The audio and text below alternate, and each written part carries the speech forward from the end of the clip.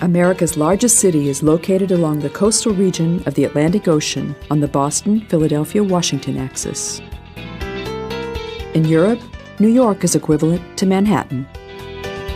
On the chessboard island, embraced by two rivers, are the huge skyscrapers and office buildings, restaurants, museums, hotels, and sites.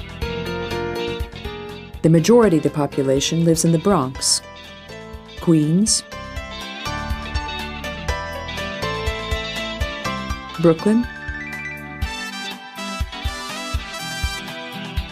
Staten Island, or the neighboring New Jersey, and only come into the city to work. The bridge with its modern lines was finished in 1964 and bears the name of Giovanni di Verrazzano, a Florentine sailor who in 1524 wrote the following to French King Francis I about Manhattan. It has a very favorable location with two outstanding hills and an enormous river with a deep mouth. However, the French who were just waging war did not want to establish a colony in the New World.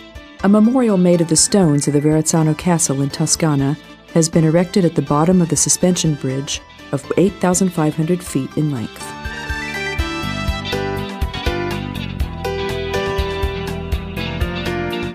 The settlement did not extend beyond the boundaries of Manhattan until 1898. Long since incorporated, the Bronx, Brooklyn, Queens, and Staten Island used to be independent small towns. The famous Wall Street with its stock exchange, located on the south corner of the island, to the north are the cafes and bars of Greenwich Village, above it the Midtown, the center of the city, and Broadway with its theaters and great cinemas. East of Central Park are the elegant small shops and houses of the East Side. To the west are the run-down slums of the West Side, the scene of West Side Story.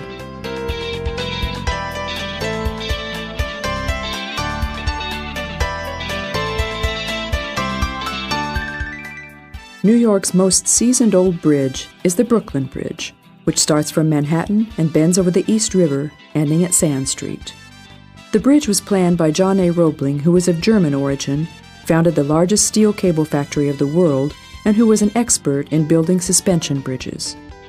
During the construction, Roebling had an accident which resulted in blood poisoning, and after 2 weeks of suffering, he died, leaving his son, who'd served under General Grant in the Civil War, to make his plans come true.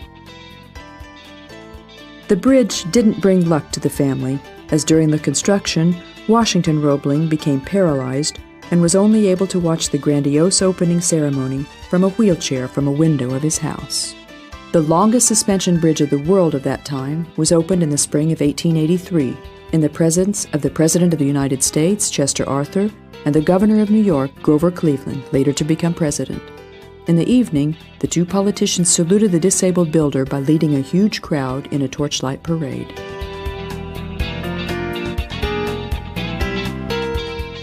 We can enjoy the nicest panorama of the downtown from the bridge.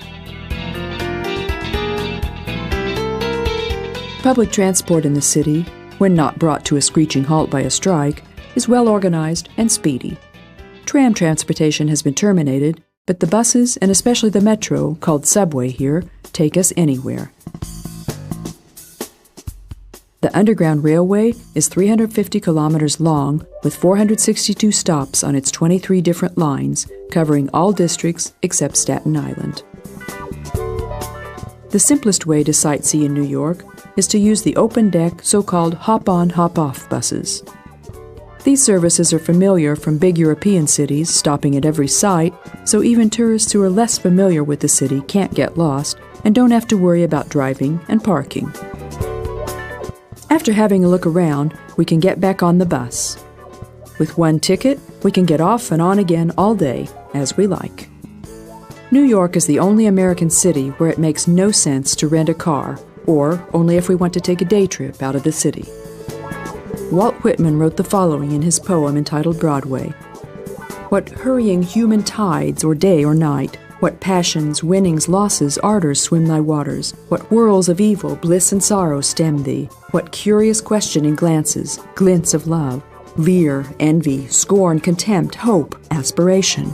Thou portal, thou arena, thou are the myriad long-drawn lines and groups, Could but thy flagstones, curbs, facades tell their inimitable tales, thy windows rich and huge hotels, thy sidewalks wide, thou of the endless sliding, mincing, shuffling feet, thou like the party-colored world itself, like infinite, teeming, mocking life, the visored, vast, unspeakable show and lesson.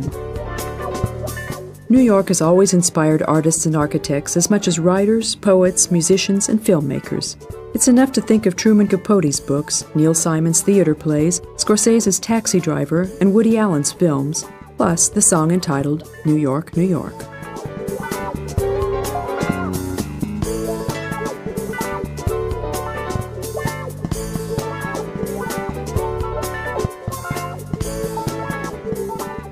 The Empire State Building used to be the highest building in the world until the ill-fated World Trade Center surpassed it.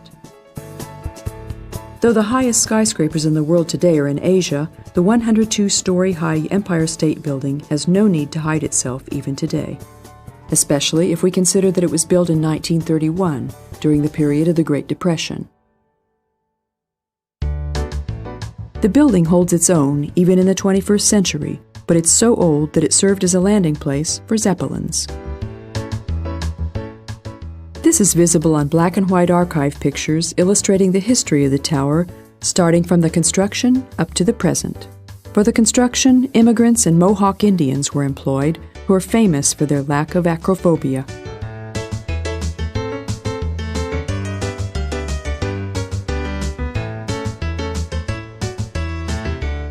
In the entrance hall, pictures of painter Roy Sparkia show the 7 miracles of the ancient times, and as the 8th miracle, the Empire State Building. The express elevator delivers visitors to the lookout terrace at a speed of 122 feet per second. The builders of the city found especially solid bedrock at about 200 feet. In Central Park, we can even see the huge reddish-brown rounded rocks which made it possible to use the same skyscraper production methods developed in Chicago. The expression skyscraper originated in New York, where the tops of the high buildings are often covered by clouds of steam coming from the river. The engineers Shreve, Lamb, and Harmon designed one of the most characteristic buildings of the 20th century. The Empire State Building is built of 60,000 tons of steel, particularly solid chrome steel and granite, based on a detailed construction plan with carefully disciplined work. Thus it was completed quickly, with 4 or 5 stories being added each week. The building is still one of the favorite places of tourists visiting New York City. The observation deck is on the 86th floor. With the express elevator, we can reach even the 102nd floor. That floor is closed to the public and doesn't offer as good a view as the terrace. One of the largest and most famous cities in the world is lying at our feet. To the south, on the tip of Manhattan Island, the downtown area sprawls. The silhouettes of famous skyscrapers are easily recognizable, and the place of the World Trade Center Twin Towers is painfully empty. Farther away, the Statue of Liberty holds its torch high, and among the checkerboard-like, geometrically ordered streets, we recognize Broadway, winding a bit irregularly. To the west, Madison Square Garden calls attention to itself, while on the north, Rockefeller Center extends towards the sky, and behind both of these, the green of Central Park. Truman Capote wrote the following in his novel entitled Breakfast at Tiffany's, which was later to become a film starring Audrey Hepburn and George Papar. "I'm always drawn back to the places where I've lived, the houses and their neighborhoods. For instance, there's a brownstone in the East 70s where, during the early years of the war, I had my first New York apartment. It was a one-room crowded with attic furniture, a sofa and fat chairs upholstered in that itchy particular red velvet that one associates with hot days on a train. The walls were stucco and a color rather like tobacco spit. Everywhere, in the bathroom too, there were prints of Roman ruins freckled with brown age. The single window looked out on a fire escape. Even so, my spirits heightened whenever I felt in my pocket the key to this apartment, with all its gloom. It was still a place of my own, the first, and my books were there, and jars of pencils to sharpen, everything I needed, so I felt to become the writer I wanted to be."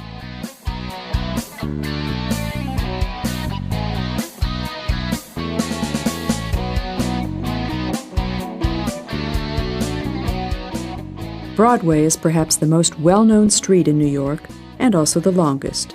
It's 38 kilometers long, cutting through the island of Manhattan.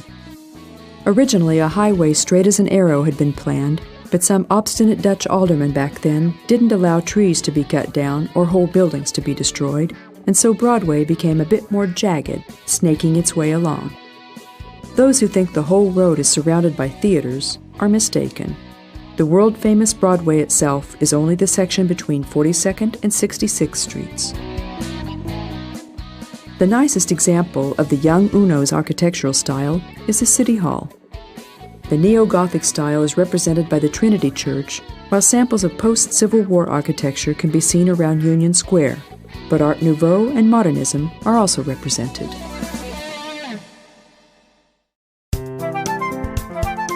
Let's call Central Park the lungs of Manhattan.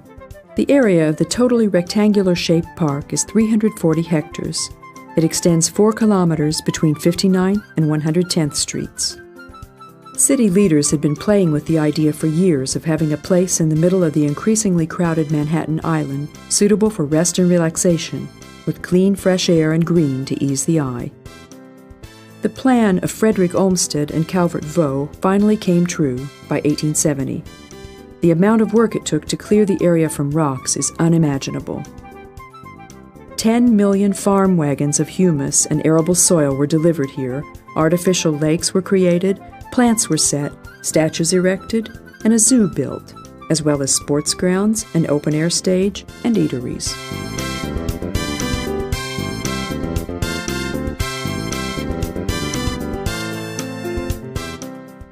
The employees of the surrounding office buildings like to spend their lunchtime in the park, munching on a sandwich, a hot dog, or a donut.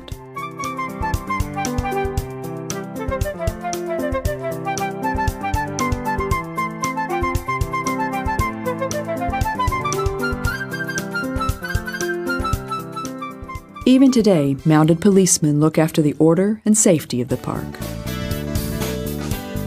One day isn't enough to see the collection of the Metropolitan Museum of Arts, even superficially.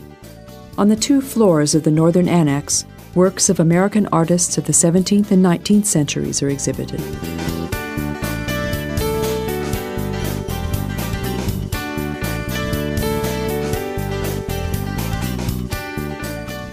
The primitive tribal objects that can be seen on the opposite side of the covered inner courtyard originate from New Guinea and were bought by the young Rockefeller. He donated the majority of the Egyptian collection to the United States in 1968 when the Aswan Dam was constructed. The extraordinary building, which is the Guggenheim Museum, is Frank Lloyd Wright's most well-known creation. It is an organic creation in one big space extended to 1 floor, said the planner.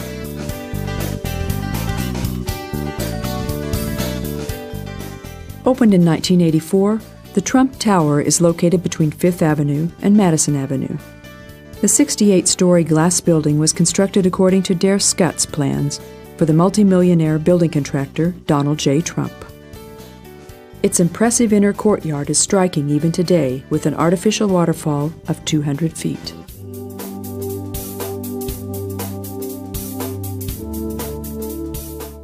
Perhaps the most seasoned old hotel of the city is the Chelsea.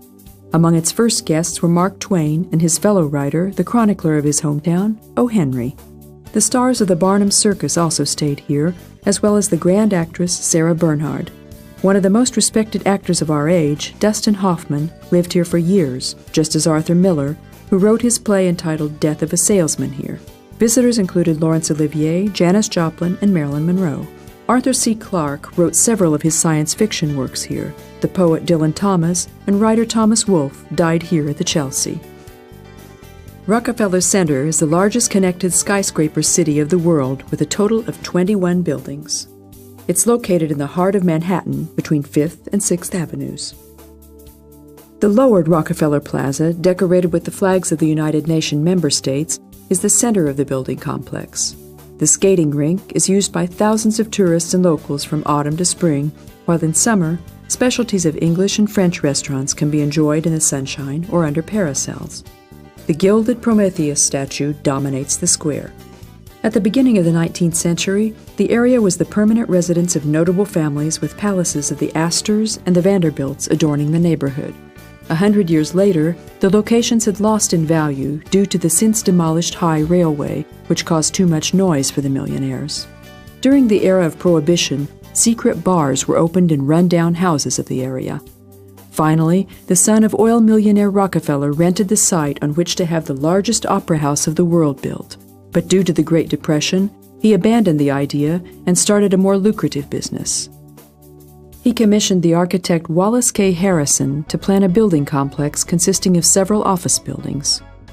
Rockefeller Center is still the largest privately owned office and entertainment center in the world, where 35,000 people are working with a visitors number many times that.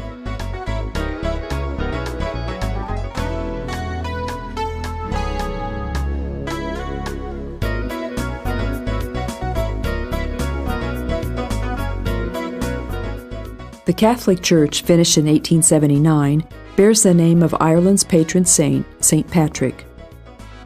One of the largest churches of New York looks small next to the skyscrapers, Rockefeller Center and the Olympic Airways building. The headquarters of RCA, the largest radio and television producer, is in one of the buildings of the Rockefeller Center. On the other side of the block is the famous Radio City Music Hall, built in the 1930s. The hall has a seating capacity of 6,200, and the audience is entertained by artists, a symphony orchestra, and dance ensemble. This is followed by a film premiere in the second part of the program. We're walking in the heart of the Big Apple, to the south from Central Park, and a bit farther south from Rockefeller Center, one corner away from the famous Times Square. This area is famous for its theaters, among others, for the St. James, the Eugene O'Neill, the Biltmore, the Edison, the Majestic, the Playhouse, the Helen Hayes, the Palace, the Royal, and the Ambassador Theaters. The world-renowned Carnegie Hall is also nearby, where Tchaikovsky conducted the orchestra at its opening ceremony. During the more than 100 years since then, Toscanini, Stravinsky, Rubinstein, Stokowski, Horowitz, Menuhin, and Bernstein have conducted here, and the jazz performances have included such names as Louis Armstrong, Duke Ellington, Count Basie, and Dizzy Gillespie. The old concert hall has been threatened several times with demolition, but the world's greatest musicians have always managed to collect enough money with their occasional concerts to be able to prevent this. The New York State Theater, the Philharmonic Hall, and the new Metropolitan Opera House are located in Lincoln Center, in the same destitute area where the gangs of West Side Story fought for life and death. 188 old buildings were destroyed to make room for this new giant, planned by the architect of the Kennedy Airport, the UN Palace, and the Rockefeller Center, Wallace K. Harrison. The Metropolitan Opera, with 3,800 seats, opened its doors in the spring of 1966. Its monumental 112-foot high entrance colonnade is decorated by murals by Marc Chagall.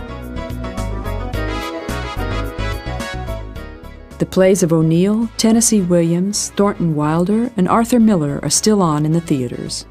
The comedy writers Ray Cooney and Neil Simon are popular. Hotel Plaza, immortalized in the title of the successful comedy, can also be found in Manhattan in West 58th Street.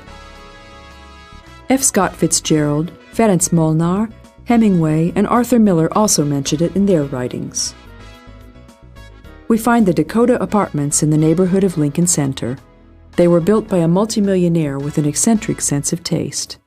Its sad fame is that the greatest personality of pop music, John Lennon, was murdered at its gate. In America, there are statistics on everything. According to statistics, 45% of American films are played in the two biggest cities of the West Coast, in Los Angeles and San Francisco, 45% on the East Coast, in Washington and New York, and only the remaining 10% in other American cities. Filmmakers recorded the New York docks, New York Harbor, New York sidewalks, New York's beauty, New York shades, New York lights, and New York bands. Especially John Cassavetes, Francis Coppola, Martin Scorsese, and Woody Allen are considered New York film directors.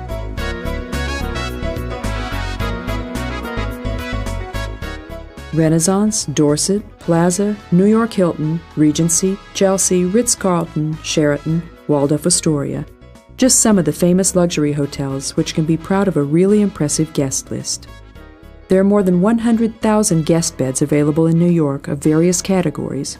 Despite this, it can be difficult to find a room without advance reservation, as about 18 million tourists visit the city every year.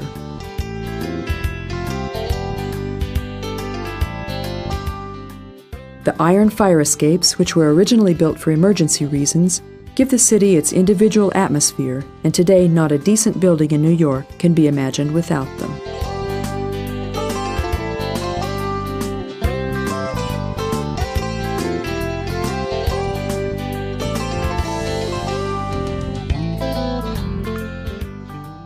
In March, the big St. Patrick's Day parade attracts a lot of attention. A great number of Irish immigrants in America live in New York, and it's quite natural that visitors from the mother country arrive for the Irish patron saint's spectacular holiday. In April, a spring flower festival is held in Rockefeller Center and a circus holiday in Madison Square Garden. As good weather arrives, the number of open-air programs increases. In May, the Soho Festival is held and the Open Air Art Festival in Greenwich Village. Similar events are held in Brooklyn twice a year. The Italian, Jewish, Polish, and Puerto Rican immigrants all have their own holidays, mainly accompanied by colorful parades. Of course, the Big Apple also does its part for other main holidays, like Easter, Independence Day, Thanksgiving Day, Halloween, and Christmas. The city Christmas tree is raised in Rockefeller Center in early December, while an enormous New Year's Eve party is organized on Times Square with fireworks and street ball. The New York Public Library, a beautiful building in Beaux-Arts style, was designed by the Carrere and Hastings Architecture Company and was opened in 1911 on the former site of a reservoir. The majestic building of white marble was financed primarily by private donations, with half the expenses borne by the steel factory owner, Andrew Carnegie, who had the Carnegie Hall built. The library holds about 36 million objects, including 11.3 million books, and the holdings are from 3 private libraries, the Astor, the Lenox, and the Tilden libraries. In addition to books, 14 million manuscripts are also preserved here, and the Handbook Library contains 40,000 volumes. This is America's second biggest library, following the Library of Congress in Washington, D.C. Many know the characteristic Chrysler Building Tower from King Kong movies. The romantic Art Deco tower block had been the highest building of the city for a year, until the Empire State Building was finished. Fashioned by William von Ahlen, it reaches 1,048 feet and attracts attention with its stainless steel arches and triangular windows, especially because the characteristic building can be seen well from anywhere. Fifth Avenue, and mainly its part between 34th and 59th Streets, is the most brilliant thoroughfare of the city, rightly called Millionaire's Row. In New York, there are approximately 12,000 taxis, the yellow cabs familiar from movies staged in the city. Taxi stands as such don't exist. The cars can be ordered by phone, but it's even easier to stand at the side of the road and hail one. If the light of the car doesn't show off-duty or radio call, it'll stop.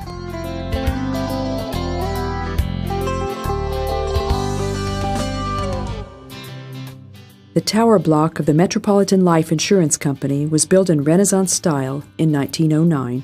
Its clock is simultaneously the logo of the company. The diameter of its face is more than 20 feet. The weight of the hands is half a ton, and it plays a melody by Handel every 15 minutes. Steichen's world-famous picture showing a skyscraper covered in fog, glittering in the lights of the night lights, can be found in the Metropolitan Museum of Art. This wedge-shaped tower block appears to be a huge beak. The building has been on Broadway since 1902, 2 corners away from Theodore Roosevelt's birthplace.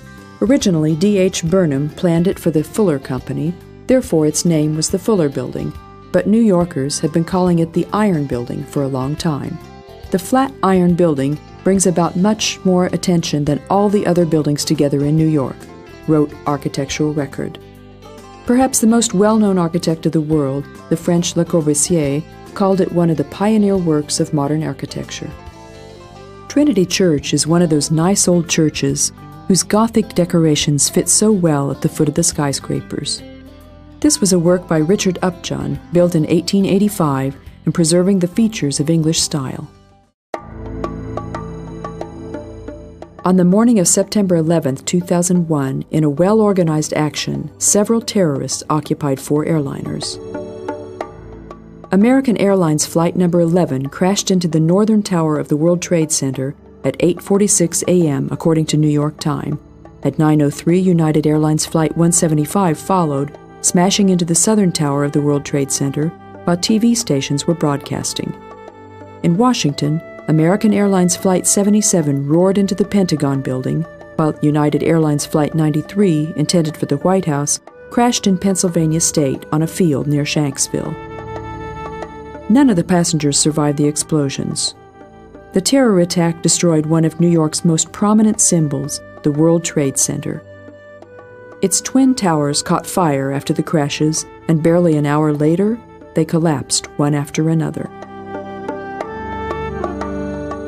Although no terror organization has undertaken the whole responsibility for the attacks until today, investigations pointed to the Al-Qaeda terror group led by Osama bin Laden. In 1998, Al-Qaeda published a proclamation accusing the United States of supporting Israel, founding military bases on the Arabian Peninsula, and accusing them of aggression towards Iraq. The fatwa held out the prospect of punishing America. Based on this, the authorities accused the organization of perpetration of the organized terror sequences and started a war against the suspected and real terrorist, which has affected the whole world and has had serious aftermaths. We cannot yet know what political and economic interests led to the death of 3,000 innocent people, and remembering the Kennedy murder, there's not much chance we will ever know it. At the beginning of the attack, around midnight, a half-military kind of crisis operation was initiated. A commanding guard post was established at the fire department. Also, Mayor Rudy Giuliani's headquarters was there. The Salvation Army set up mobile kitchens. St. Vincent Hospital received the injured. On the opposite side of the river, in New Jersey, a temporary mortuary was set up. According to first estimates, tens of thousands of fatalities were expected, but summaries revealed that 2,986 people died in the attacks, including the 265 passengers of the 4 planes, 343 firemen, 23 policemen, and 37 harbor customs officials. In the tower buildings, in the surroundings, and the subway stations below the towers, a total of 2,318 victims were found. 25 buildings were damaged. Besides the World Trade Center block containing 7 buildings, also the Deutsche Bank building was so badly damaged that it had to be demolished. In addition, 4 subway stations were seriously damaged or partly caved in. Years have passed, and now the situation seems to have normalized. The remains have been cleared away. The victims have been mourned and buried. A heartbreaking memorial has been put up for them. However, the impact of the attempt is sadder. America and the world will never be the same as it was before September 11th. Humanity has lost its innocence. Several films have been made about the attempt, for example, The Guys with Anthony LaPaglia, United 93 with Mark Wahlberg, and World Trade Center with Nicolas Cage.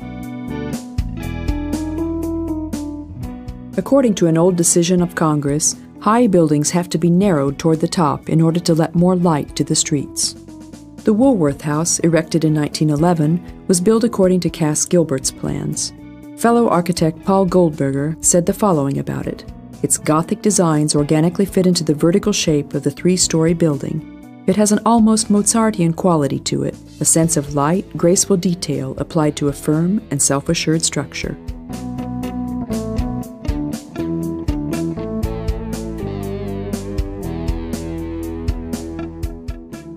Wall Street quickly became the synonym of New York's financial district. In Dutch times, a wall extended here protecting against English and Indian attacks, giving this part of the city its name. Today, the headquarters of the biggest banks and offices of several other financial and legal organizations are here. The Stock Palace of the city, the New York Stock Exchange, is not only the most significant such building in the world, but also the oldest one, founded in 1792. George B. Post planned the present building in 1903 modeled on Roman churches. Those who are interested can watch the milling from the round gallery of the 4-meter hall on weekdays. An exhibition illustrating the history of the stock exchange can be seen on the 3rd floor. Most of Greenwich Village visitors say it reminds them of the Latin Quarter in Paris or Soho in London.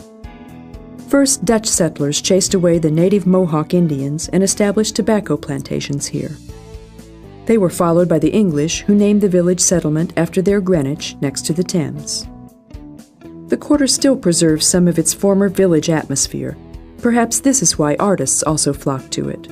In New York, with every step the tourist tracks his great ancestors, and this is true to an even greater extent here in the village. Here lived Theodore Dreiser, Edgar Allan Poe, Henry James, John Dos Passos, Sinclair Lewis, William Styron, and Edward Albee. The likes of Bob Dylan, Barbra Streisand, and Joan Baez started their path towards world fame from the stages of Off-Broadway. The village's newspapers were the first to publish the novels of John Updike and Tom Wolfe and poems by Allen Ginsberg.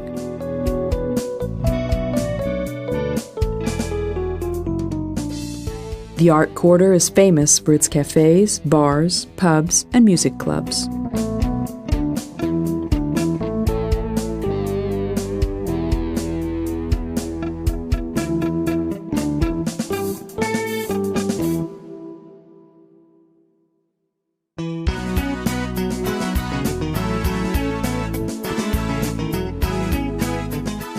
A helicopter tour is a great adventure in New York. We can see even the Empire State Building from above, and the streets of Manhattan, the East River, the Hudson River, and the islands seem like a map below us.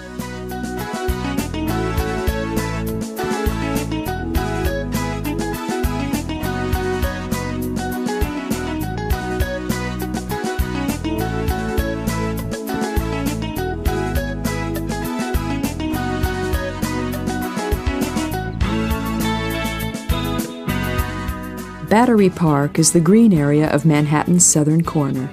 In the Dutch settlers' time, women here said goodbye to their husbands going abroad. One of the statues standing here reminds us of Verrazzano, the Florentine sailor and discoverer of the bay, the other of James Fenimore Cooper, the world-famous writer of Indian and adventure stories. This park was his favorite place.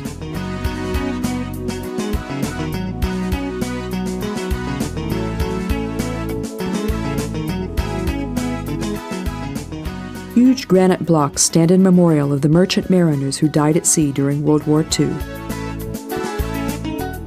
From the promenade, we can watch the harbor traffic. Tankers and trade ships can be seen here, as well as huge luxury ocean liners. Small pleasure ships and the ferries to Staten Island, Governor's Island, and Liberty Island depart from here. The famous Statue of Liberty, as demonstrated by its name, is located on the latter. We can get there by boat in 20 minutes.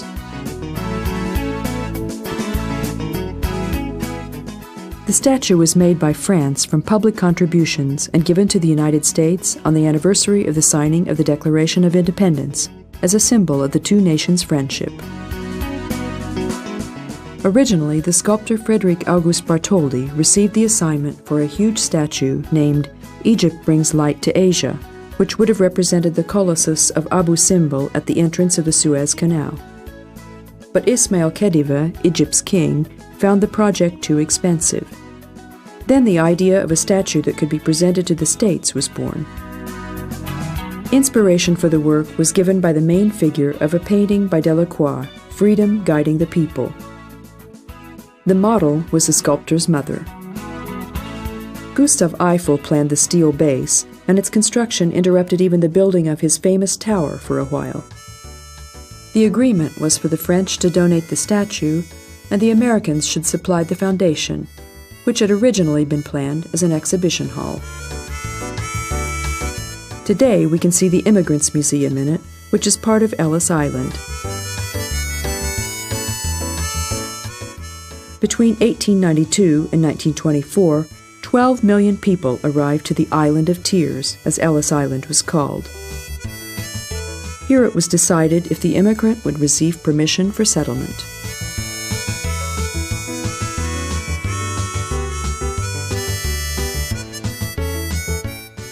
The authority was in operation until 1954. 40% of the inhabitants of the United States arrived in this way to the New World. And the crowds of settlers streamed in from the most varied countries, those who for centuries now have seen the New World as the home of freedom and unlimited possibilities.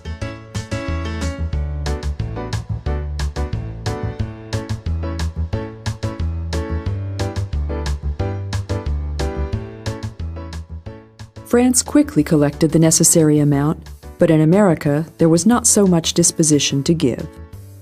Joseph Pulitzer, the founder of the Pulitzer Prize and owner of the New York World newspaper, in his paper praised enthusiastically those who contributed to the lofty aim. With this, he killed two birds with one stone, gaining 50,000 new subscribers while collecting the money. The head of the statue was first exhibited on the Champ de Mars in Paris, and a smaller model was introduced to the public at the World's Fair.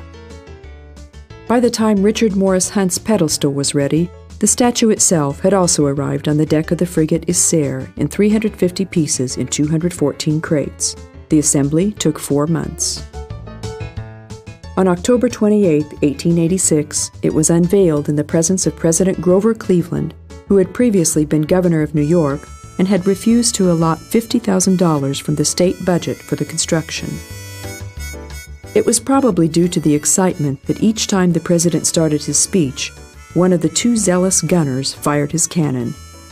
So the statue was unveiled with a 21-gun salute, but without presidential speech. At 111 feet, Miss Liberty holds the torch of freedom in her right hand. In her left hand, the Declaration of Independence. The total height of the seasoned green figure standing on its stone base is 305 feet.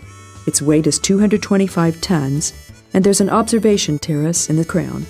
Very likely this is the most famous statue in the world, and there's probably no one in the world who hasn't seen it, at least in a picture.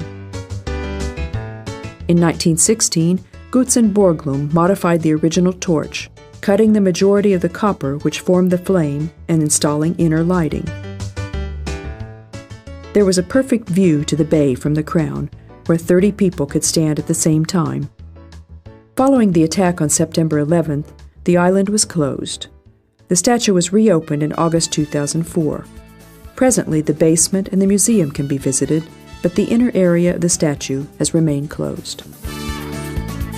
The predecessor of the current city, New Amsterdam, was founded by Dutch settlers on the island of Manhattan, formerly inhabited by Iroquois Indians.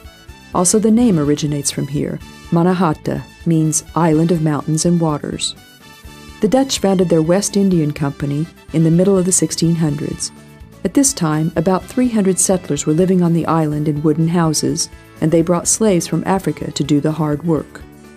England didn't like this settlement among its colonies and soon besieged it. Then the Queen presented the newly obtained possession to the Duke of York, thus the name of the city. At this time, some thousands of British, Dutch, French, Spanish, and Portuguese settlers were living here, cultivating their modest fields. The eccentric Lord Cornbury was the first English governor. The establishing of the harbor, the ship factory, and ship maintenance all started in his time. The shipping trade was accompanied by the building of warehouses and shops. From the 1700s, businessmen with a good nose for profit were constantly establishing business quarters. Those dealing in cotton, textiles, leather, tea, spices, and products from the colonies arrived here. Those businessmen who became rich built impressive palaces in the city, which already boasted 25,000 inhabitants. From this time on, the development couldn't be stopped, in spite of the War of Independence and the Civil War. Turning to the right on Fulton Street, it's only a short walk to the park closed off from traffic, where there are nicely renovated buildings from the 18th and 19th centuries.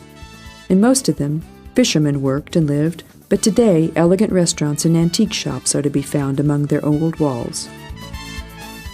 Even the atmosphere of luring the tourists doesn't detract from the beauty of the old red brick houses.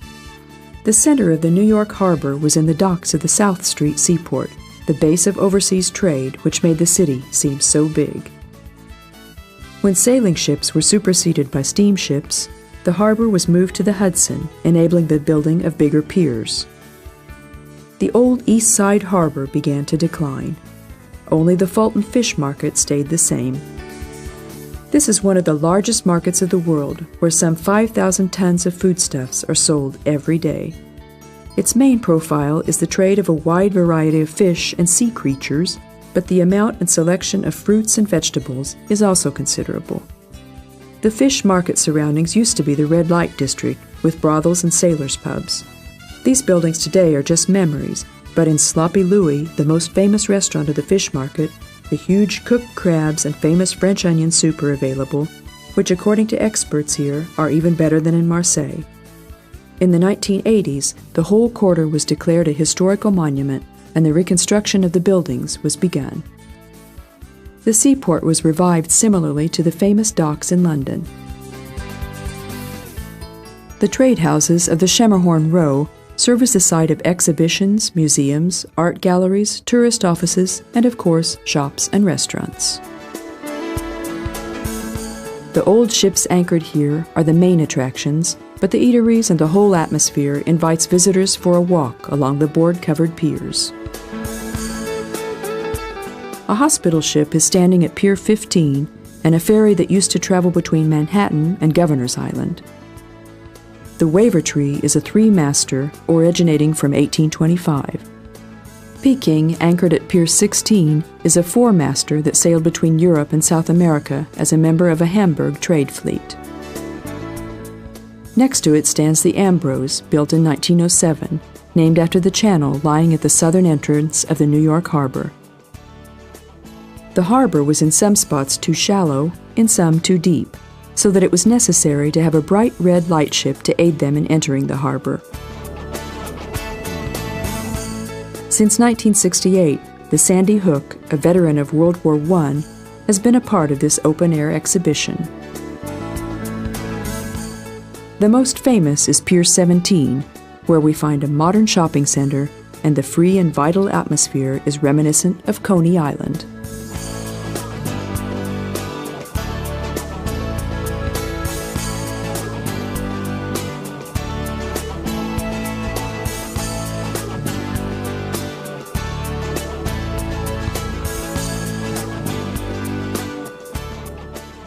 Simone de Beauvoir was also a proponent of the city. She said, "New York is a legend, a city containing everything, all the good and all the bad. It confuses and delights, stops and starts. New York cannot be described by words. I cannot really compose what I feel. I melt into the city and just watch and watch, admire everything like a blind man who has just recovered his sight."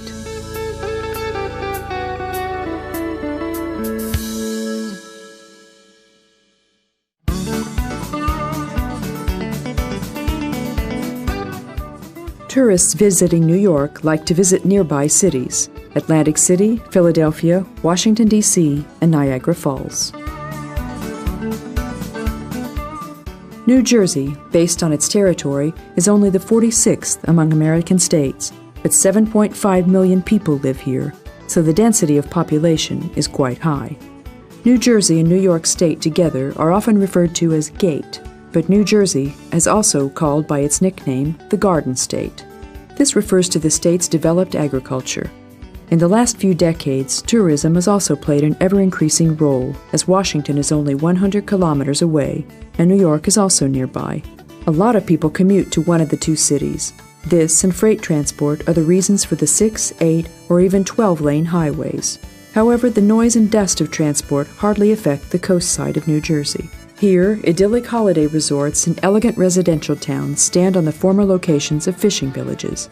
Long Branch, Bradley Beach, Island Beach, and Asbury Park are also known for their conference tourism, while Ocean Grove is under church leadership, therefore the consumption of alcohol is forbidden. All the more licentious is Atlantic City, which became envious of the reputation of Las Vegas. The city has a special situation in the state, even on the whole East Coast. Until 1976, casino gambling was only allowed in the state of Nevada in the USA. At this time, New Jersey approved casino gambling so that the inhabitants of the East Coast need not travel as far as Nevada to play. The income originating from casinos and the increased tourism today amount to considerable revenues in the state budget. And like Vegas, there's also the possibility to build newer casinos, hotels, eateries, and entertainment places. Atlantic City was a favorite holiday resort earlier as well, the elegant vacation site of American multimillionaires and European aristocrats. The city continuously developed into an entertainment place of wider crowds. Each autumn, the final of the Miss America beauty pageant is held in its auditorium. The boardwalk, the board-covered promenade from the last century, follows the coast for 8.1 miles, and piers extending into the water are connected to it. On top of the central pier is a lighthouse of 171 feet. Vehicles are prohibited here. We can use bicycles or rickshaws among the fish restaurants, cafes, casinos, concert halls, merry-go-rounds, and sports grounds. For longer distances, hundreds of small buses facilitate visits to more and more casinos. Presently, 8 hotels combined with casino have opened their doors to guests, featuring roulette, poker, baccarat, and blackjack. Here it was never an intention to redream the channels and gondolas of Venice, the Triumphal Arch and Eiffel Tower of Paris, or the pyramids of Egypt. The sceneries of the casinos here refer to America and the Wild West. We can walk among caves, mines, farmhouses, gold digger settlements, covered wagons, and Indian teepees.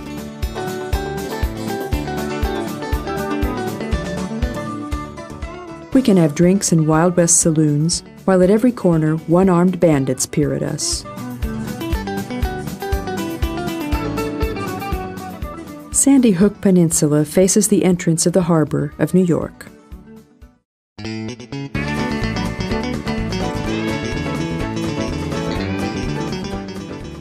The main city of western Pennsylvania, wedged in between New York State and New Jersey, is Pittsburgh, which, among other things, is famous for its Andy Warhol Museum.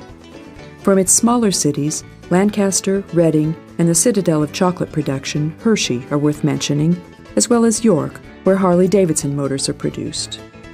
Gettysburg is famous for the crucial battle of the Civil War. The most populous city of the state is Philadelphia. The Declaration of Independence was signed here on July 4, 1776, and for a long time, it was the capital of the USA. Its population exceeds 7 million. It has a busy harbor which received thousands of immigrants during the past centuries, giving it its multicultural flair, as perhaps all of the world's nations are represented in this city. It's full of superlative museums, hotels, restaurants, and other attractions. Its most famous building is Independence Hall, built in 1748. Among its walls, the Declaration of Independence was signed. The building is located in the Independence National Historical Park that is also the location of protected buildings originating from the 17th century. Among others to be found here is the U.S. Mint, the oldest mint of the USA that is still in operation. The Liberty Bell was placed in a separate building of the park on the 200th anniversary of American independence. Behind it are the Congress Hall and the Old City Hall, 2 beautiful old buildings. The famous Masonic temple is the Tabernacle of the Pennsylvania Grand Lodge. Also worth visiting are the famous museums of the city. The Independence Seaport Museum, which shows American naval traditions, the Pennsylvania Academy of Fine Arts Picture Gallery, the Barnes Foundation Exhibition Hall with Van Gogh, Renoir, and Rousseau paintings, and the Rodin Museum, the Edgar Allan Poe House, and the Benjamin Franklin Museum.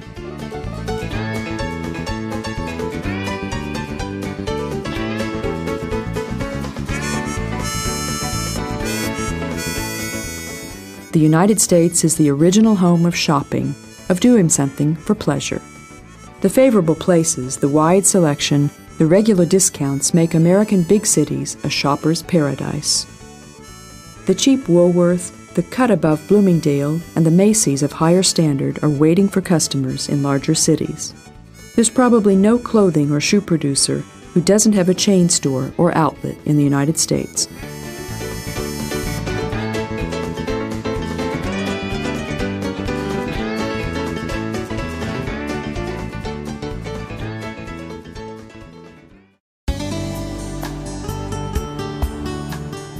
Washington was built in the northeastern coastal region of the Atlantic Ocean. The official geographical center of the American capital is Capitol Hill. On this hill stands the building of Congress. The 800-foot-long domed palace is located in the middle of a park of 60 hectares. The idea of building the Capitol originates from George Washington, and its plan originates from William Thornton. When Congress decided on building a totally new Capitol, President Washington assigned the French engineer Pierre L'Enfant to prepare the plans. He rode with him to Capitol Hill in the summer of 1791, and they decided then to place the center of the new Capitol there. Finally, William Thornton, a doctor by occupation and who was considered only an amateur planner, won the advertised design competition. The Jefferson Memorial occupies a spot in the middle of a park, a bit south of the mall. The neoclassic work is connected to the famous architect John Russell Pope's name, and it was officially dedicated in 1943. On the rounded walls, 4 gates open to the 4 cardinal points. The pediment relief situated above the main entrance, illustrating Jefferson and other leaders of the independence movement, is Adolf Weinmann's work. The dome of the Jefferson Memorial is 150 feet in diameter and 100 feet high. President Jefferson's 20-foot bronze statue in the Dome Hall is the work of Rudolph Evans. The dignified, cloaked figure stands on a black granite pedestal. On the wall, quotations from Jefferson are engraved in stone. Arlington Hill used to be the property of General Robert E. Lee, the leader of the Confederate Army. Following the Civil War, the area was confiscated and the deceased heroes of the war were buried here. The eternal flame in the middle of the circle covered with marble stones is in memory of John Fitzgerald Kennedy, the 35th President of the United States, who was assassinated in 1963 and whose grave is a place of pilgrimage for many. The motives of the assassination are to this day unclear, and the murderer never faced a court of law. Will we ever know the truth? And why does it seem as if the CIA would like to keep secret what they know? Wide stairs lead up to the quiet, dignified final resting place of the unknown soldier. The memorial was originally raised for the unknown victim of the First World War, then 2 other victims of the Second World War and the Vietnam War were also buried next to him. The ceremonial change of guards occurs every hour. The War Memorial of the Marines is the Iwo Jima statue. The fountain is surrounded by marble pillars that symbolize the American states. President William Taft, Secretary of State John Foster Dulles, Senator Robert Kennedy, Generals Sheridan, Pershing, and Marshall, and the Arctic explorer Admiral Richard Byrd also rest in the cemetery. At the western end of the mall, on the bank of the river, stands the Lincoln Memorial. The white marble building is reminiscent of Greek temples, which is no accident, as Henry Bacon used the Parthenon as inspiration. The roof is supported by 36 Doric columns. There are 36 pillars because when Lincoln died, the country consisted of 36 states. The building was dedicated in 1922. By this time, the statue created by Daniel Chester French, standing 20 feet by 20 feet, had been completed. Robert Mills designed the obelisk of the Washington Monument, and the 541-foot Greek colonnade and reflecting pool were also his idea. The ellipse has a grassy area connected to the mall. Every year, the huge White House Christmas tree is set up in this park, and the Zero Milestone is also here. The White House, the residence of the presidents, is perhaps the best-known building in the world. TV crews and onlookers gather daily behind its iron trellised gate. Niagara isn't the biggest, but probably the best-known waterfall in the world. Human hands domesticated the rumbling natural miracle near the national border separating the USA and Canada. The waterfall that is between Lake Ontario and Lake Erie is one of the most admired sights in North America. In 1885, the surroundings were declared a national park and nature reserve. The waterfall can be observed from several vantage points. Regardless of the method chosen, walking tour, boat, or helicopter, you'll have an unforgettable sight. Let's start the tour on Goat Island, which we approach from the lookout by railway.